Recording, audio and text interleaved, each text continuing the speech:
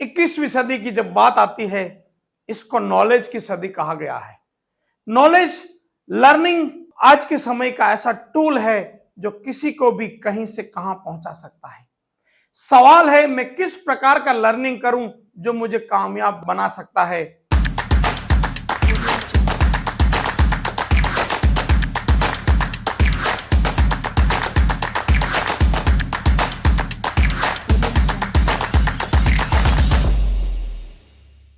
Hi, this is Jitesh गढ़िया, outcome mastery coach.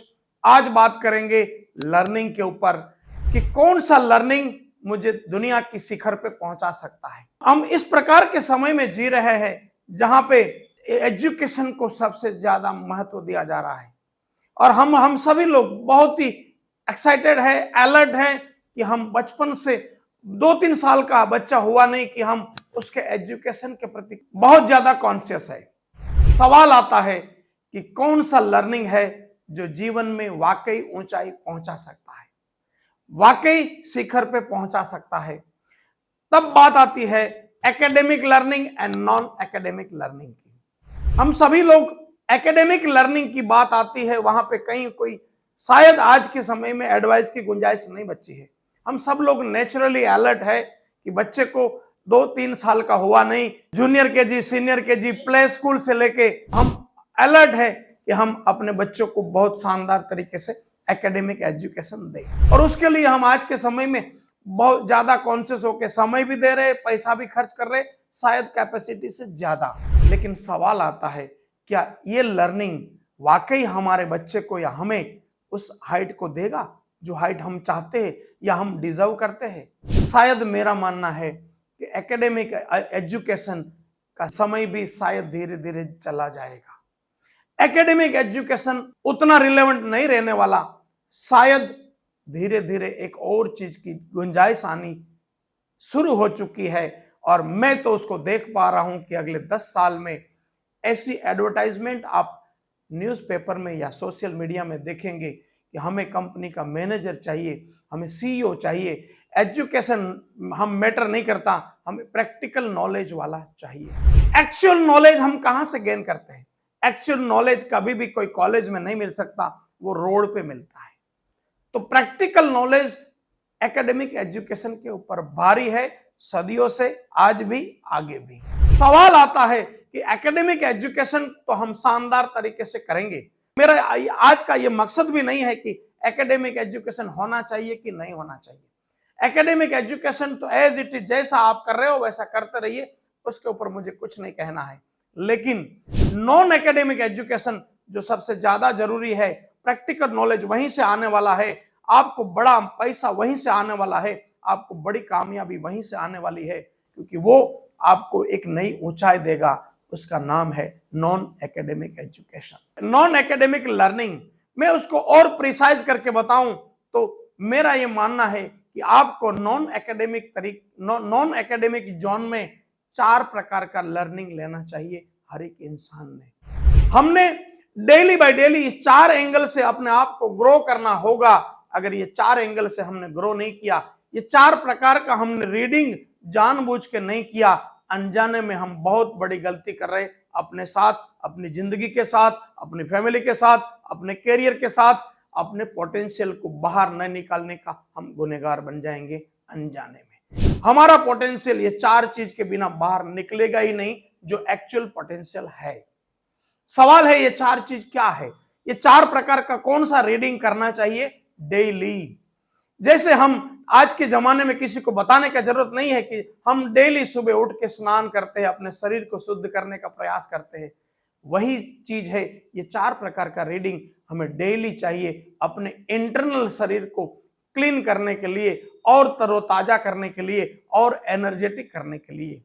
तो सवाल आता है, ये 4 प्रकार का रीडिंग कौन सा है?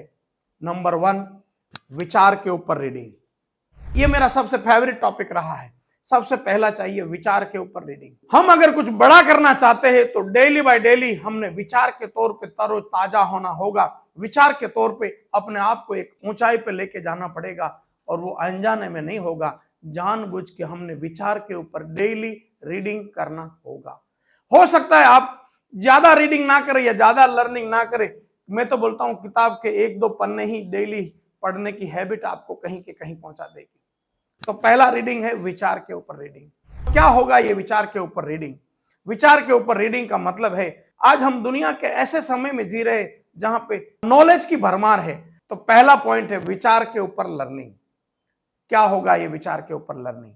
कई सारी किताबें मार्केट में अवेलेबल है। मैं कुछ एग्जांपल दे दूं ताकि आपको वो सेगमेंट समझ में आ जाए कि मैं कौन से सेगमेंट की बात कर रहा हूं। एक किताब है बड़ी सोच का बड़ा जादू, डेविड स्वार्ट्ज की किताब है। ये मेरी फेवरेट किताब है, ये विचार के ऊपर किताब है।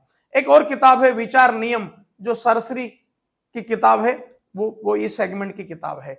पावर ऑफ सबकॉन्शियस माइंड, ये जोसेफ मर्फी की किताब है, ये इसी सेगमेंट की किताब है। ऐसी कई सारी किताबें हैं, रिच डैड पुअर डैड, ये इसी सेगमेंट की किताब है। जिस किताब पढ़ने से आपके विचारों में कुछ क्रांति हो, अंदरूनी हलचल पैदा हो जाए, वो सारी की सारी किताब विचार के ऊपर की किताब है। अगर आप कहीं और कंफ्यूज हो रहे तो आप इस वीडियो में कमेंट में आप जरूर लिखिएगा कि मैं विचार के ऊपर और कोई किताब के नाम भी चाहता हूं, वहां आपको मेरी टीम उसका जवाब भी देगी। तो विचार के ऊपर कई सारे किताबों की भरमार है। तो पहला है, हमें विचार के ऊपर डेली तरोताजा होना होगा। नया नया जनून विचारों से ही आएगा। सेम तरीके विचार से आप बड़े आदमी नहीं बन सकते। आप अपने आप को बड़ा इंसान बनाना चाहते, आपको डेली बाय डेली अपने आप को विचार के ऊपर काम करना होगा। दूसरा लर्निंग का नाम है व्यवहार के ऊपर रीडिंग, व्यवहार के ऊपर लर्निंग। क्या होता है? मैंने इसको साइन दिया है, व्यवहार के ऊपर रीडिंग। क्या होता है व्यवहार के ऊपर रीडिंग? देखिए दोस्तों, जब आपने विचार के ऊपर तरोताजा है, अब आपको चाहिए कि आप जाने अनजाने में किसी को हर्ट ना कर ले। मैक्सिमम देखेंगे आप, चाहे रिश्तों में, चाहे पार्टनर में, चाहे बिजनेस में, चाहे कहीं पे भी, ज्यादातर रिश्तों की समस्या का कारण है अनजाने में हुआ हर्ट। छोटी छोटी चीजों में हम गलती कर देते हैं और बड़ा नुकसान करते हैं इन टर्म्स ऑफ रिलेशनशिप। ये कला आएगी हमारे पास दूसरे लर्निंग से, उसका नाम है व्यवहार के ऊपर रीडिंग, व्यवहार के ऊपर लर्निंग। क्या होगा ये व्यवहार के ऊपर लर्निंग? एक किताब है how to win friends and influence the people, Dale Carnegie की किताब है। कई सारे लैंग्वेज में अवेलेबल है। उसको हिंदी में उसका नाम है मित्र बनाने की कला, और कई सारे लैंग्वेज में अवेलेबल है। इस प्रकार की और भी कोई किताब होगी, आप उसको पढ़ सकते हैं। मैं आपको सैंपल के तौर पे बताना चाहता था कि इस प्रकार का हमें रीडिंग करना है, जो व्यवहार के ऊपर रीडिंग है। ये अगर आपके पास कोई किताब है और आप वहां कंफ्यूज है, तो अगेन वापस यहाँ पे भी आपके पास मौका है, मुझे पूछ सकते हैं कि भाई ये मेरे पास किताब है कि ये कौन से सेगमेंट की किताब है, इसको मैं किस तरह से पढ़ना चाहिए, मैं जरूर आपकी हेल्प करूंगा। व्यवहार के ऊपर रीडिंग में आप धीरे धीरे अपने आप को जब बेहतर बनाते जाएंगे, आप ऐसे कमाल के इंसान बन जाएंगे जब लोग आपसे रिलेशन रखना चाहेंगे। मेरी हमेशा फेवरेट लाइन है कि आप व्यवहार के ऊपर ऐसे होने चाहिए कि सामने वाला आपके प्यार में पड़ जाए, नॉर्मल वाला। ये मेरी फेवरेट लाइन है। तो आप चाहते हैं कि आप रिश्तों में बहुत शानदार हो जाए, और दोस्तों सफलता के लिए रिश्तों में बहुत शानदार होना जरूरी है। मैं ये नहीं कहता हूं कि इससे रिश्ते बेहतर बनेंगे कि नहीं बनेंगे, रिश्ते बेहतर बनेंगे ही, लेकिन सवाल है जब तक आप मेंटल तौर पे डिस्टर्ब होंगे, सफल कैसे होंगे? जब आप रिश्तों में बेहतर होंगे तो मेंटली आप डिस्टर्ब नहीं होंगे, तो अपने आप सफलता का रास्ते की ओर आपकी गति होगी। तीसरा रीडिंग है, उस रीडिंग का नाम है स्किल लर्निंग, स्किल रीडिंग। इसको मैंने साइन दिया है ऐसा। क्या होता है ये स्किल लर्निंग? स्किल लर्निंग का मतलब है जिस लाइन में आप अपनी जिंदगी बनाना चाहते हैं, आप जिस लाइन में अपने कैरियर को बिल्ड करना चाहते हैं, उस लाइन में आप सबके बाप होने चाहिए। उस लाइन में ऐसा कोई बात ना हो जो कोई पूछ दे, खाली आपको छेड़ दे। आपके पास ऐसा कमाल का इंफॉर्मेशन हो, आपके पास ऐसा कमाल का ज्ञान हो जो सामने वाले को हिट कर जाए, या आपको वो एक अंदरूनी कॉन्फिडेंट बिल्ड करे। इसको मैंने नाम दिया है स्किल लर्निंग। आपने जानबूझ के जो भी कैरियर चुना है, उस लाइन का आपके पास उतना गहरा नॉलेज होना चाहिए। मैं यहाँ पे कोई किताब का रेफरेंस नहीं दे पाऊंगा, क्योंकि आप सुनने वाले सभी लोग अपना अपना डिफरेंट कैरियर को लेकर चल रहे हैं। तो मैं यहाँ डायरेक्ट किताब के नाम पे कोई हेल्प नहीं कर पाऊंगा, लेकिन अगर आप कहीं आपको मेरी ओर से हेल्प चाहिए, आप यहाँ कमेंट में वापस मुझे सवाल पूछ सकते हैं कि सर मैं इस लाइन से बिलोंग करता हूं, मेरे लिए स्किल लर्निंग क्या हो सकता है, सर मैं इस लाइन में आगे बढ़ना चाहता हूं, मेरे लिए स्किल लर्निंग क्या होगा, मैं जरूर आपकी हेल्प करूंगा। तो ये तीसरा लर्निंग था, स्किल लर्निंग। चौथा और आखिरी लर्निंग, उसका नाम है आत्मबल का रीडिंग। मैंने इसको साइन दिया है आत्मबल का रीडिंग। हर इंसान के लाइफ में ऐसा दौर आता है कि वो कभी कभी उसको लगने लगता है कि अब जिंदगी में कुछ भी नहीं होगा, मेरी सारी चीजें उल्टी जा रही है, मैं जो सोच रहा था शायद वो नहीं होगा। हम कभी कभी ऐसी टनलों से गुजरते हैं। हम जब अपनी जर्नी में होते हैं, खास करके आप मुंबई से पुणे हाईवे पे जाएंगे, बार बार आपको बीच में टनल आएगी जहां अंधेरा हो जाएगा। उस समय हमें क्या लगेगा, हमें थोड़ा पेशेंस लगेगा, अंधेरा चला जाएगा। लेकिन हमारी लाइफ में इस तरह का अंधेरा बार बार आता है, चाहे कोई भी हो, चाहे आप जिसको आप महान मानते हो, जिसको आप सफल मानते हो, उनके लाइफ में भी ऐसे अंधेरे आए थे। सवाल है वो अंधेरे से पार कैसे हुए, सवाल है वो अंधेरे में वो क्या करते थे जो अपने आप को टिका के रखते थे। उसी का नाम है आत्मबल। आत्मबल का मतलब है अंदरूनी तौर से हिम्मत, अपने आप सर्जन हो।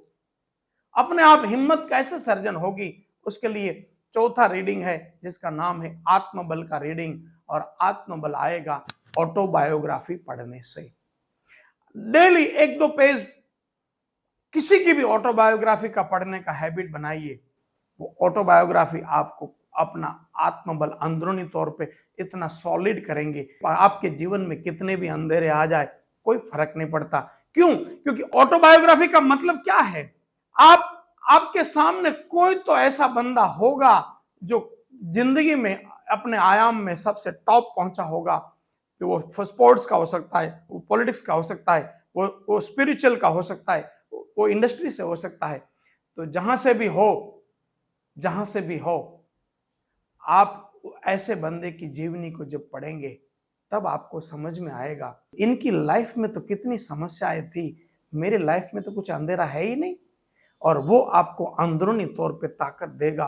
मेरी लाइफ की मैं पर्सनल बात करूं, मुझे हमेशा बचपन से पढ़ाई करने में ज्यादा इंटरेस्ट रहा है। तो मैं नारायण मूर्ति की आत्मकथा पढ़ रहा था, मैं शायद उस रात को पूरी रात रोया था। क्यों?